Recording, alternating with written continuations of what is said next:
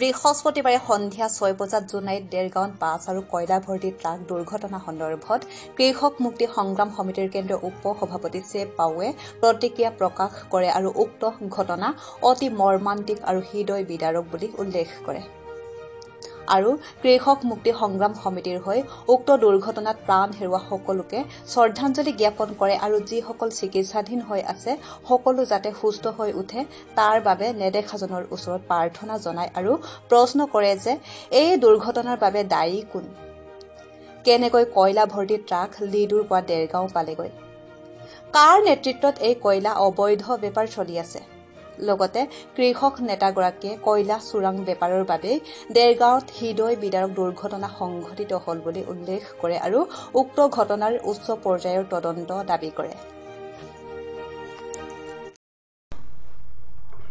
দেৰগাঁৱত কয়লাভৰ্তি ট্ৰাকে বনভোজলৈ যোৱা বাছৰ ওপৰত দুৰ্ঘটনা অতি মৰ্মাহত আৰু হৃদয় বিদাৰক ঘটনা। আমি কৃষক মুক্তি সংগ্ৰাম সমিতিয়ে উক্ত ঘটনাত প্ৰাণ হেৰুওৱা সকলোকে শ্ৰদ্ধাঞ্জলি জ্ঞাপন কৰাৰ লগতে চিকিৎসাধীন হৈ থকা সকলো যাতে সুস্থ হৈ উঠে তাৰ বাবে নেদেখাজনৰ ওচৰত প্ৰাৰ্থনা জনাইছোঁ।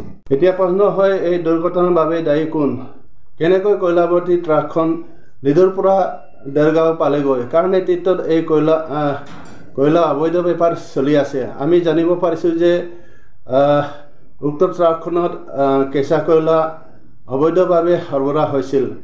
এইফালে বাছখনৰো বৈধ নথি পত্ৰ নাছিল, কিন্তু মূল কথাটো হৈছে অবৈধ কয়লাখন চোৰাং বেপাৰৰ বাবে দেৰগাঁৱত হৃদয় বিদাৰক ঘটনা সংঘটিত হ'ব পালে। আমি কৃষক মুক্তি সংগ্ৰাম সমিতিয়ে উক্ত ঘটনাৰ উচ্চ পৰ্যায়ৰ তদন্ত দাবী কৰিছোঁ।